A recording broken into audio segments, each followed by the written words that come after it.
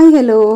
ഞാൻ ഇന്ന് റമദാനിലെ എൻ്റെ ഒരു ഡേ ഇൻ മൈ ലൈഫായിട്ടാണ് വന്നിരിക്കുന്നത്. ഒരു കുക്കിംഗ് വ്ളോഗുമായിട്ടാണ്.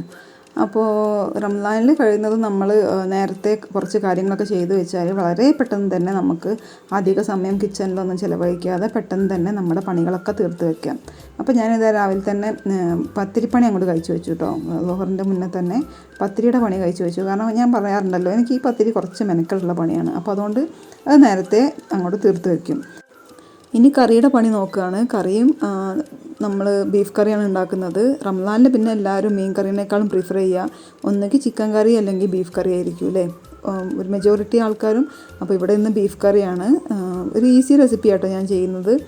വലിയ പണിയൊന്നുമില്ലാതെ വാട്ടലും വെയിറ്റ് ചെയ്യലൊന്നും ഇല്ലാതെ പെട്ടെന്ന് തന്നെ നമുക്ക് ഇൻഗ്രീഡിയൻസ് ഒക്കെ ഈ ബീഫിൻ്റെ കൂടെ തന്നെ ഇട്ട് ആദ്യം ഒരു വിസിൽ വരുത്തി പിന്നെ ലോ ഫ്ലെയിമിലാക്കിയിട്ട് ഒരു 20 മിനിറ്റ് വെച്ചിട്ട് ഉണ്ടാക്കിയെടുക്കുന്ന കറിയാണ്. നല്ല ടേസ്റ്റി കറിയാണ്. നമുക്ക് വലിയ മെനക്കെടുമില്ല. നമുക്ക് പെട്ടെന്ന് തന്നെ ചെയ്തെടുക്കാനും പറ്റും. കുറേ നേരം ഉള്ളി വാട്ടിയിട്ടും അങ്ങനെയൊന്നും മെനക്കെടേണ്ട കാര്യമില്ല. പിന്നെ വെളുത്തുള്ളി ഇഞ്ചി ഒക്കെ പേസ്റ്റ് ആക്കി നേരത്തെ വെച്ചതുകൊണ്ട് ആ ഒരു പണിയും കൂടി കുറഞ്ഞ് കിട്ടും. ഇങ്ങനെയൊക്കെ ചെയ്ത് വെച്ചാൽ എന്താണെന്ന് വെച്ചാൽ നമുക്ക് പെട്ടെന്ന് പണി കഴിയും. കിച്ചണിൽ ഒരുപാട് നേരം നിന്ന് മെനക്കെടണ്ട. ഒരു 4 മണിയൊക്കെ ആകുമ്പോൾ കിച്ചണിൽ കയറിയാൽ തന്നെ വളരെ ഈസി ആയിട്ട് നമുക്ക് പണിയൊക്കെ ചെയ്ത് തീർക്കാൻ പറ്റും. അപ്പം ഞാനിത് ആവശ്യത്തിനുള്ള മസാലപ്പൊടികളൊക്കെ ചേർക്കുകയാണ് കേട്ടോ. മുളക് പൊടി കുറച്ചിട്ട് മല്ലിപ്പൊടിയാണ് ബീഫ് കറിയിലേക്ക് ഇടുന്നത്. കാരണം എരിവൊക്കെ എത്രയും കുറയ്ക്കുന്നതാണല്ലോ നല്ലത്.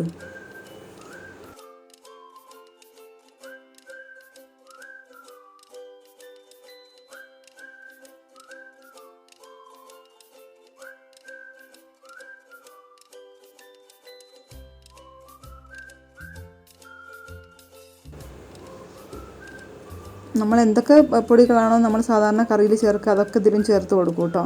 പിന്നെ അതിൻ്റെ കൂടെ തന്നെ ഇതിലേക്ക് സാധനങ്ങളൊക്കെ അരിഞ്ഞു വെക്കുന്ന കൂടെ തന്നെ ഇത് വറവിടാനുള്ള പാത്രത്തിലേക്കും കൂടി ഞാൻ അരിഞ്ഞു വെക്കുന്നുണ്ട്. പിന്നെ കറി വിസിലൊക്കെ വന്നു കഴിഞ്ഞ് നമ്മൾ ഓഫ് ചെയ്ത് കഴിഞ്ഞാൽ ഇത് വറവിട്ട് വെച്ചാൽ മിക്സ് ചെയ്ത് എടുത്താൽ മതിയല്ലോ.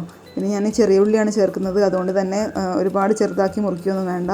ബീഫ് വേവുന്ന കൂടെ തന്നെ ഇത് നന്നായിട്ട് വെന്ത് നല്ലോണം മിക്സായി കിട്ടും. അപ്പോൾ അതുകൊണ്ട് ചെറുതാക്കി മുറിച്ചിരിക്കാനൊന്നും സമയം മെനക്കെടുത്തണ്ട.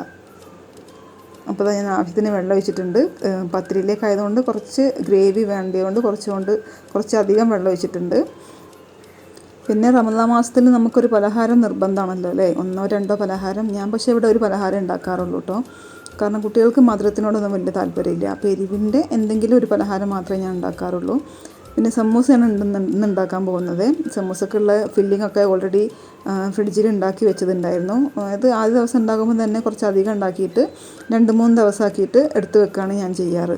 ഒരു പ്രശ്നം ഉണ്ടാവാറില്ല കേട്ടോ. നമുക്ക് മാത്രമല്ല, ഒരു ദിവസം മെനക്കെട്ടാൽ ബാക്കി 2-3 ദിവസം വളരെ ഈസി ആയിട്ട് നമുക്ക് പണികളൊക്കെ തീർക്കാം. അപ്പോൾ സമൂസക്കുള്ള മാവ് റെഡിയാക്കുകയാണ്. ഞാൻ മൈദ മാവിൻ്റെ കൂടെ കുറച്ചൊരു 3 സ്പൂണ് അരിപ്പൊടിയും കൂടി ചേർക്കും കേട്ടോ, നല്ല ക്രിസ്പി ആവാൻ വേണ്ടിയിട്ട്. എന്നിട്ട് ആവശ്യത്തിന് വെള്ളം ഒഴിച്ചിട്ട് നല്ലോണം കുഴച്ചെടുത്തിട്ട് സമൂസ ഉണ്ടാക്കുകയാണ് ചെയ്യുക. കഴിയുന്നതും ചെറിയ ബോൾസ് ആക്കിയിട്ട് നല്ലോണം നൈസാക്കി പരത്താൻ നോക്കും കേട്ടോ. അപ്പോഴാണ് നമ്മുടെ സമൂസ നല്ല ടേസ്റ്റ് ഉണ്ടാവുക. തൊലി കട്ടിയായാലും നമ്മുടെ സമൂസയ്ക്ക് വലിയ ടേസ്റ്റ് ഉണ്ടാവില്ല.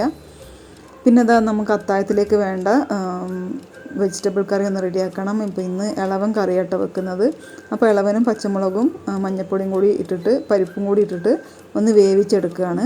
അപ്പോൾ ഇതിൻ്റെ കൂടെ തന്നെ ആ പണിയും കൂടി കഴിഞ്ഞാൽ പിന്നെ നമുക്ക് നോമ്പ് തുറന്നാൽ വലിയ പണിയൊന്നും ഉണ്ടാവില്ലല്ലോ. നോമ്പ് തുറന്നാൽ പൊതുവേ പണിയൊക്കെ ഒരു ക്ഷീണമായിരിക്കും അല്ലേ. അപ്പോൾ അതിലേക്കുള്ള തേങ്ങ ഒക്കെ അടിച്ച് റെഡിയാക്കി വെക്കുകയാണ്. അപ്പോൾ അവിടെ അത് വേവുന്ന സമയം കൊണ്ട് സമൂസക്കുള്ള തൊലിയൊക്കെ ഒന്ന് പരത്തിയെടുക്കാം. അപ്പോൾ ഇത് പരത്തി കൊടുത്താൽ മോള് പിന്നെ വന്നുണ്ടാക്കിക്കോളും. അപ്പം പരത്തുന്ന പണി കഴിഞ്ഞാൽ എനിക്ക് ബാക്കി പണി നോക്കാം.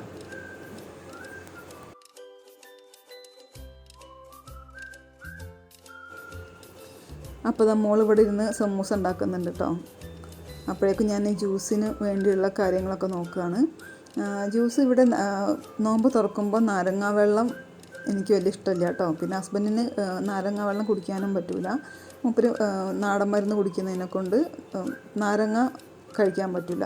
അപ്പോൾ ഞാൻ വത്തക്ക നല്ല ലൂസാക്കിയിട്ട് ജ്യൂസ് അടിച്ച് വെക്കുകയാണ്. ഞങ്ങൾക്ക് ഹസ്ബൻഡിന് ഈ വത്തക്ക വെള്ളം പറ്റൂല കേട്ടോ. വത്തക്ക നാരങ്ങ ഒന്നും മൂപ്പർക്ക് കഴിക്കാൻ പറ്റില്ല. അപ്പോൾ മൂപ്പർക്ക് ടാങ്ക് കലക്കി വെക്കണം. ഞങ്ങൾക്ക് നല്ല ലൂസായിട്ട് വത്തക്കയിലേക്ക് കുറച്ച് പുതിനയും കൂടി ഇട്ടിട്ട് ജ്യൂസാക്കി വെക്കുകയാണ്.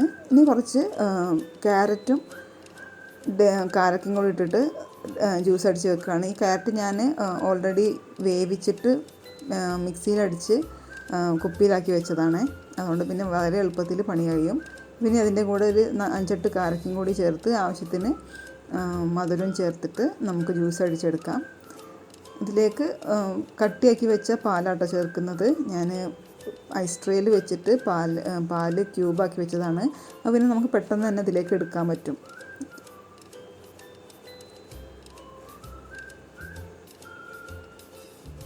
അപ്പോൾ ഇനി ഇതൊക്കെ ജ്യൂസ് ഒക്കെ റെഡിയാക്കി വെക്കാം.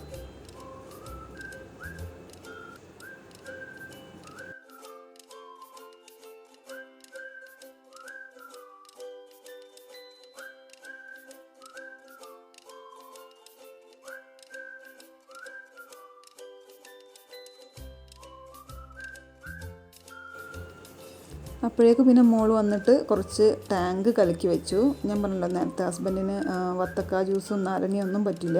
അപ്പോൾ കുറച്ച് ടാങ്ക് കലക്കി വെക്കുകയാണ്. നോമ്പ് തുറക്കുമ്പോൾ ഒരു വെള്ളം കുടിക്കൽ നിർബന്ധമാണല്ലോ. അപ്പോൾ കുറച്ച് ടാങ്ക് കലക്കി റെഡിയാക്കി വെക്കുകയാണ്. അപ്പോഴേക്കും ഞാൻ കുറച്ച് അരി കഴുകി കൊണ്ടുവന്നിട്ടുണ്ട്. ഇത് ബിരിയാണിയുടെ അരിയാണ്. നമുക്ക് കഞ്ഞി വെക്കാൻ വേണ്ടി, ചീരാക്കഞ്ഞി വെക്കാൻ വേണ്ടിയിട്ടാണ്. കിടക്കുന്നതിന് മുമ്പ് എല്ലാവരും ഓരോ ഗ്ലാസ് കഞ്ഞി കുടിക്കാറുണ്ട്. പിന്നെ ഞാൻ സമൂസ ഈ എയർ ഫ്രയറിലാണ് റെഡിയാക്കി എടുക്കുന്നത്. ഇതിൻ്റെ വീഡിയോ ഒക്കെ നേരത്തെ ചെയ്തിട്ടുള്ളതാണ്. ഇത് ജീരകക്കഞ്ഞിക്ക് വേണ്ടിയിട്ട് നമ്മൾ തേങ്ങയും ഉള്ളിയും ജീരകം കൂടി ഒന്ന് അരച്ചെടുക്കുകയാണ്.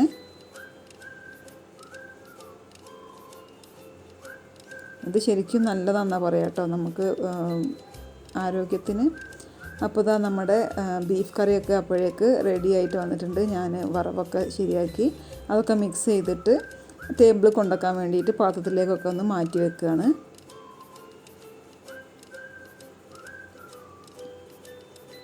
അതിൻ്റെ ഇടയിലൂടെ ഞാൻ ഇളവൻ കറിയിലേക്ക് തേങ്ങ ഒക്കെ അടിച്ച് ഒഴിച്ചിട്ടുണ്ടായിരുന്നു.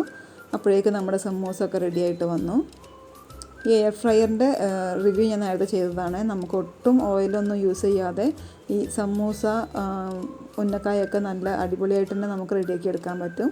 പിന്നെ കുറച്ച് ഫ്രൂട്ട്സ് മുറിച്ച് വെച്ചിട്ടുണ്ട്. സമൂസക്കായി വരുന്ന സമയം കൊണ്ട് കുറച്ച് ഫ്രൂട്ട്സും കൂടി ഒന്ന് മുറിച്ച് റെഡിയാക്കി വെച്ചു.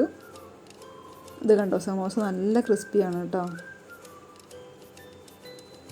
ഇനി അതൊക്കെ ഓരോ പാത്രത്തിലേക്ക് ആക്കിയിട്ട് നമുക്ക് ടേബിളിലേക്ക് കൊണ്ടുപോയിട്ട് സെറ്റ് ചെയ്ത് ബാങ്കിന് കാത്തിരിക്കാം. അപ്പോൾ അതെല്ലാം റെഡിയാണ് കേട്ടോ. ബാങ്ക് കൊടുക്കേണ്ട താമസമേ ഉള്ളൂ. ഈ വെള്ളമൊക്കെ കുടിക്കാൻ എല്ലാവർക്കും ബാങ്ക് കൊടുക്കുമ്പോൾ വെള്ളമാണല്ലേ അധികമായിട്ട് വേണ്ടത്. നല്ലോണം വെള്ളം. ഞാൻ ശരിക്കും പറഞ്ഞാൽ ഈ 2 ഗ്ലാസ് വെള്ളം കുറച്ച് സമൂസയും തിന്നാൽ പിന്നെ രാത്രി ആട്ടോ അത്താഴത്തിന് മുമ്പ് കിടക്കാൻ നേരം ഈ ജീരകക്കഞ്ഞിയാണ് കാര്യമായിട്ട് ഞാൻ കുടിക്കാറ്. അപ്പോൾ ഇത്രയേ ഉള്ളൂ ഇന്നത്തെ നോമ്പ് തുറ വിശേഷങ്ങൾ. വളരെ ലൈറ്റായിട്ട് സിമ്പിളായിട്ട് നോമ്പ് തുറക്കാൻ നോക്കുക എല്ലാവരും. ഒരുപാട് ഫുഡൊന്നും വേസ്റ്റ് ആക്കാതെ. അപ്പോൾ നമുക്ക് വീണ്ടും ഒരു വീഡിയോ ആയിട്ട് ഇനിയും കാണാം. Okay, by.